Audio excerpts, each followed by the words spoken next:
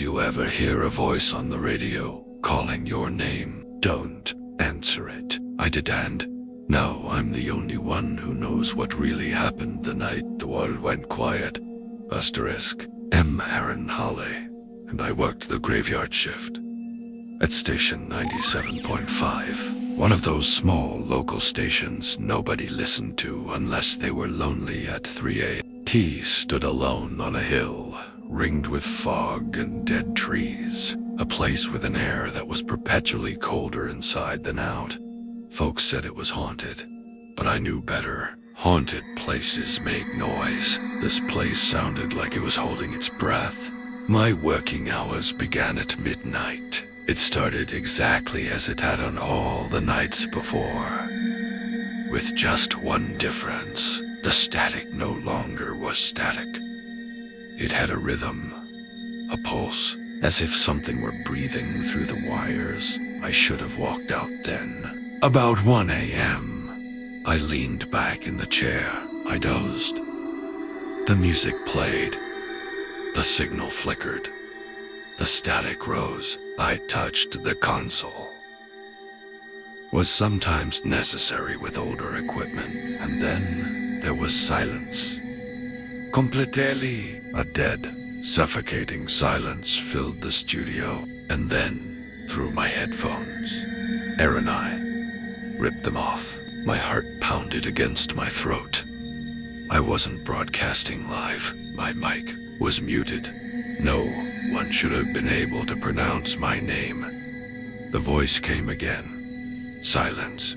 Breathless. May. I turned the mixer off. All the lights on the board died. The station began humming as if something beneath the earth had awakened. I tried telling myself it was a prank, a hack on the signal. But IGNL hackers don't whisper your name in a voice that echoes yours. At 1:14 a.m., the phone rang. No one ever called the station at night. Ever. Station 97.5. I repeated, laughing, if this is some joke on my phone. But there was a full line of all that soft, wet breathing. A soft voice then. Aaron, you left me here.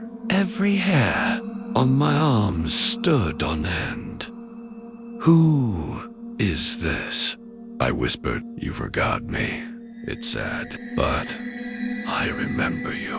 His static broke. Below it, I heard something like nails on metal, and a murmur of dozens more voices whispering the same word. Aaron. Aaron. Aaron. I hung up so fast that the phone went flying off my desk. It was then that the lights in the hallway came on. Contour, as with breadcrumbs. Like an invitation. There existed just one room at the station that I had yet to enter. That room was archival. It had been locked for years. It was old tapes and broken equipment.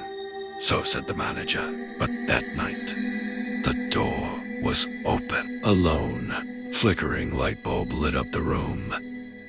Boxers stacked up on either side, thick with dust. But in the center of it all stood an old tape recorder, switched on and running. Even though it was not hooked up, the tape hit tin. Play. The tape hissed. Then played. I listened to a child's voice. It was my voice, and it spoke with an unfamiliar tone. Is anyone listening? My blood turned icy. I knew that tapey made it when I was 10 years old, when my father locked me up in a storm shelter for hours to toughen me up. I used to talk to myself to calm down, to pretend as if someone out there might be listening, but I never recorded it. No waddy-deed. The child on the tape giggled. Don't pretend you don't know me. I took a step back. I no longer had the breathing I could hear on the phone with me. I didn't turn around. Cold air touched the nape of my neck. A shadow fell on the floor. It was very long and thin, reaching toward my feet, even though there was nothing between me and the light. Come with me. You left me in the dark for so long. Now I want to see you. The light bulb overhead exploded. Darkness enveloped the room. Something touched my shoulder with 5 pressure points, like fingers.